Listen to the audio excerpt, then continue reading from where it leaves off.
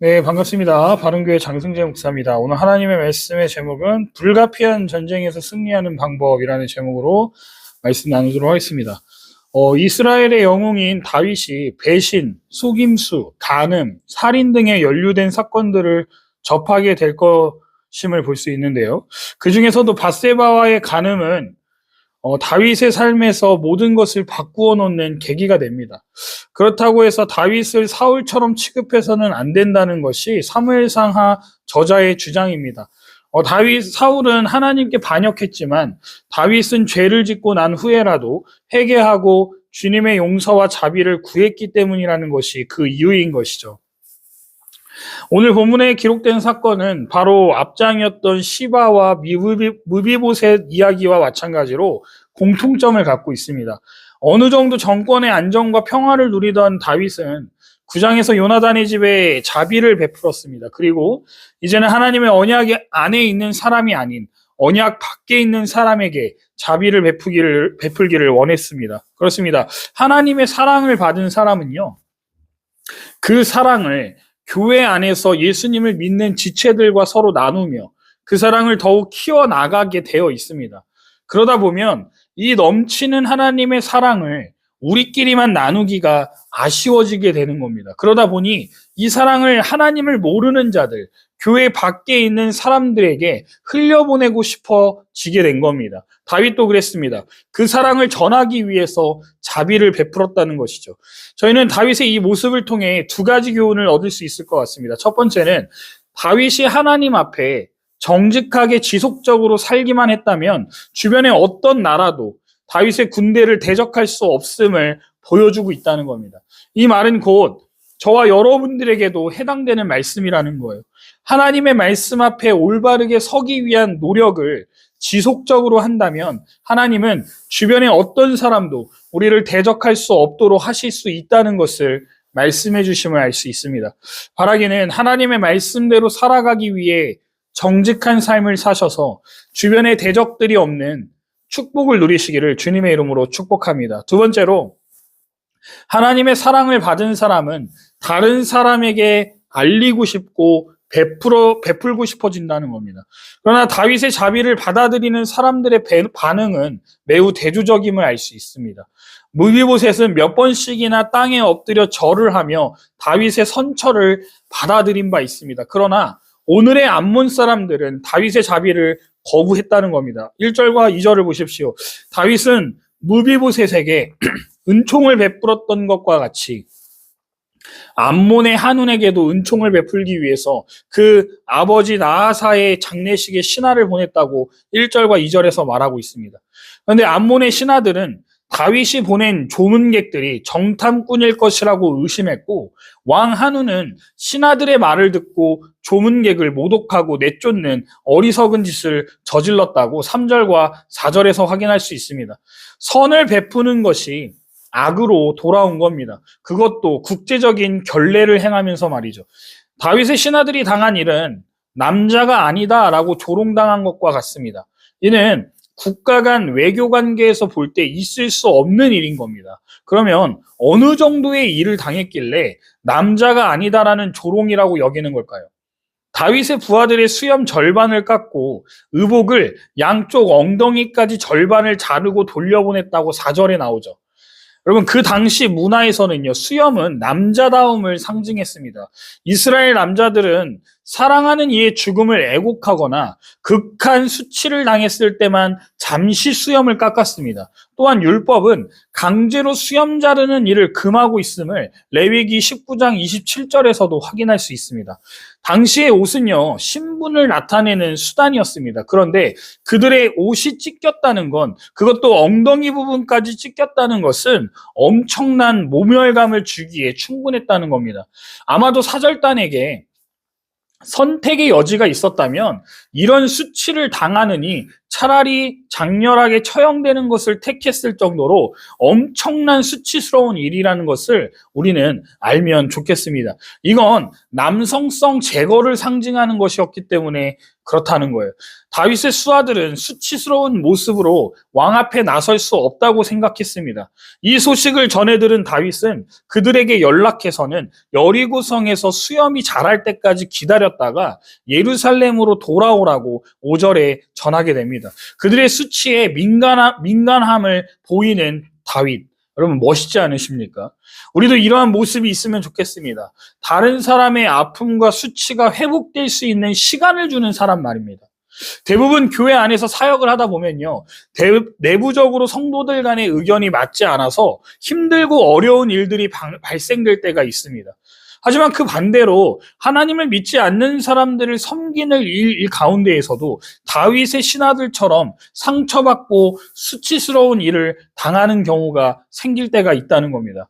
그럴 때 우리의 마음에 드는 마음은 그만두고 싶은 마음이 생긴다는 겁니다.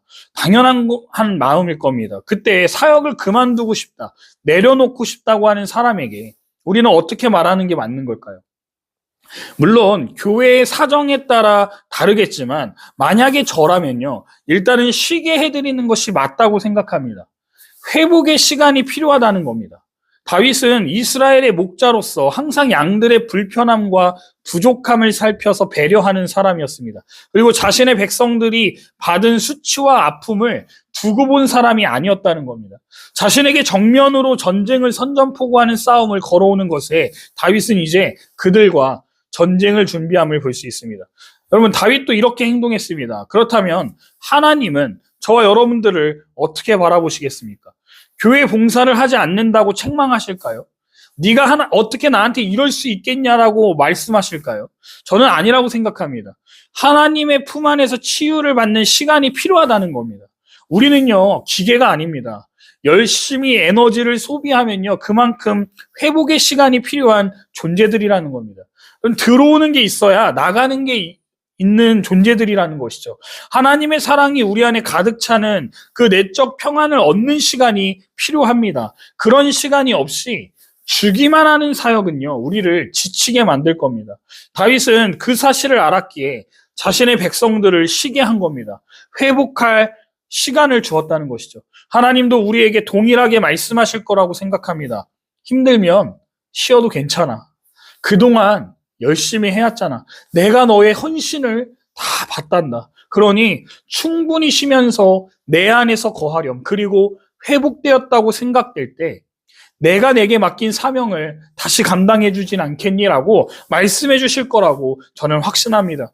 여러분, 찬양의 가사처럼 힘들고 지쳐 낭망하고 넘어져 일어날 일 전혀 없을 때 조용히 다가와 손 내밀어 주시며 여러분들에게 너는 내 아들이고 내가 선택한 딸이야 라고 사랑한다고 말씀해 주시는 그 하나님의 아버지의 음성에 귀 기울이면서 우리가 쉼을 얻어 능력을 다시 재충전받아 하나님의 나라를 위해 살아가시는 저와 여러분들 되시기를 주님의 이름으로 축복합니다. 그러니 죄책감 갖지 마시고 힘들면 힘들다라고 말씀하십시오. 그리고 하나님 안에서 재충전하시기를 바랍니다. 우리도 가족들이 외부에서 수치를 당하고 모욕을 당하면 참을 수 없지 않겠습니까? 그러면 다윗이 전쟁을 준비하고 싸움을 하는 것은 잘못된 일일까요? 분명히 하나님은 원수도 사랑하라고 하시지 않으셨습니까? 그렇다면 다윗은 지금 잘못된 일을 하고 있는 걸까요? 다윗은 이런 일을 당하고도 먼저 그들을 치료하지 않았다는 것을 우리는 기억해야 합니다. 되려 암몬 사람들이 자신들의 행위로 인해 다윗의 미움이 된 줄로 알고 아람 사람들과 동맹을 맺고 먼저 이스라엘에 대해 진을 침을 알 수 있습니다. 암몬은 아람에서 고용한 용병들이 자기들을 지켜주는 동안 성 안으로 도피하고 아람 용병만 들판에서 싸우게 하려는 의도가 의심되는 작전을 8절에 펼친 겁니다. 그래서 다윗은 요압과 군대를 보냈습니다. 재밌는 것은 아람의 용병들이 이스라엘의 정예병들이 돌격해오는 것을 보고는 모두 달아나는 것 아니겠습니까? 왜 도망갔을까요? 말씀을 보면 장군인 요압과 아비새가 전쟁에서 매우 불리한 상황이었습니다. 라빠를 향하면서 아람 시리아 군대가 한데 모여 있을 것을 기대했지만 그들은 먼저 도착해서 일부의 군대를 30km 남쪽으로 이동해 메드바에 진을 쳐놓았음을 역대상 19장 7절에서 확인이 됩니다.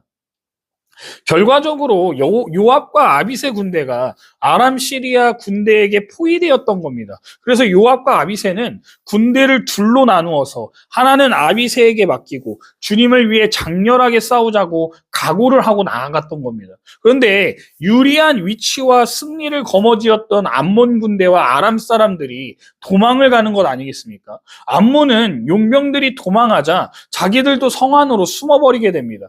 다윗이 보낸 시한들에게 모욕을 준 암몬이 정작 겁쟁이들이었다는 사실이 드러나게 됨을 알 수 있다는 것이죠.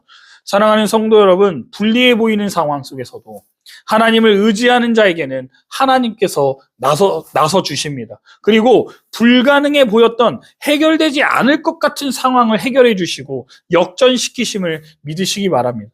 불리한 상황에 놓여 있으십니까?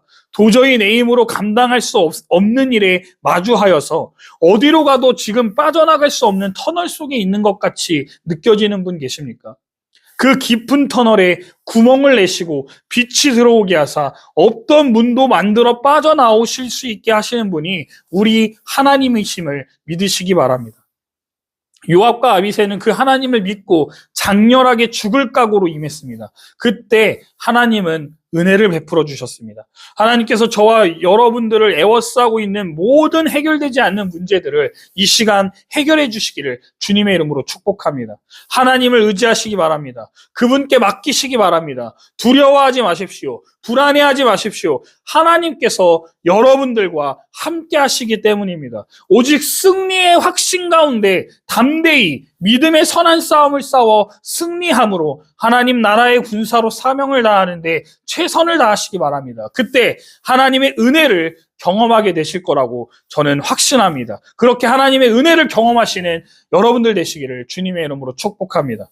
물론 다윗을 위한 하나님의 은혜이기도 했습니다. 다윗은 먼저 암몬을 치려고 하지 않았습니다. 그러나 자신들을 치기 위해 동맹을 맺은 그들을 그냥 내버려 둘 수 없었기에 제압을 하러 요압을 보낸 겁니다. 하지만 요압과 아비새는 포위되었고 죽을 위기에 놓아져 있었다는 겁니다. 하나님은 신명기 20장 10절과 12절에 전쟁을 치르기 전에 먼저 평화적으로 항복하라고 권면하라고 말씀하신 바 있습니다. 그런데도 만약 그들이 항복을 거부하고 전쟁을 하겠다고 나온다면 싸워도 된다고 하나님께서 이미 말씀하신 바 있다는 겁니다. 그러면 다윗은 자기 마음대로 지금 이 일을 진행하고 있는 겁니까?